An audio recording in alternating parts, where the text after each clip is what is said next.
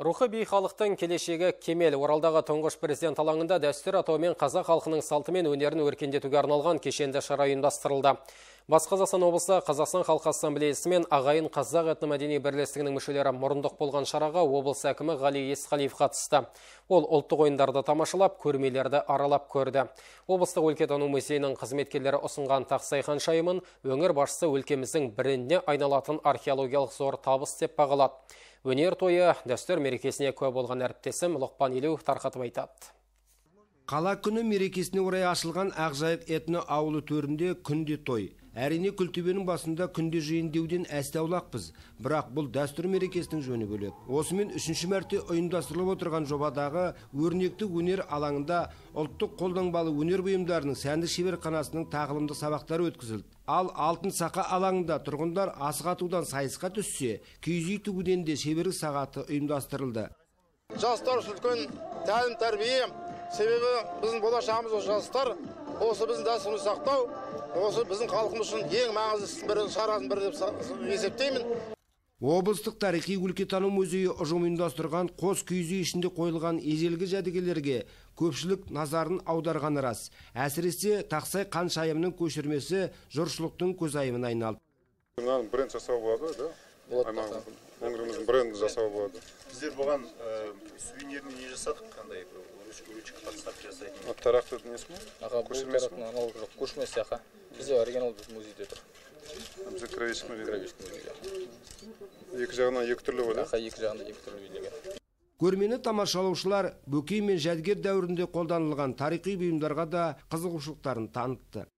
Тарихын білу үшін қазақ халқының қандай өмірде сүріп, яғни қай ғасырдан бері қоныс етіп келе жатқан киіз үйлерін көз-көзімен көру үшін халқымыздың, яғни тұрғындарымыздың қызығушылығы күннен күнге артуда. Және де шетелдік қонақтар да арнайы қызығушылықтарын танытып жатыр. Дәстүр мерекесіне тек облыс тұрғындары ғана емес, алыс жақын шетелдерден қонақтар келіп, керемет мейрамның куәсі болды. Солардың бірі Ресей Федерациясы Ноғай ұлттық мәдени федералдық автономиясының төрағасы Қозмағамбет Янболатов. Ақшаңқан киіз үйлер тігілген алаңдағы көріністерден әсер алған ол екі халық арасындағы тарихи байланыстардың жалғасқанын қалайды. Ноғайдың да bizim қазақ еліміздің халқымыздың үлкен түйіннен алып, бұрынғынан алып, яшап қайтып біз яшағамыз. Міне соны көрсетіп тұрған адамдарға үлкен саулық болсын, денсаулық берсіндер оларға.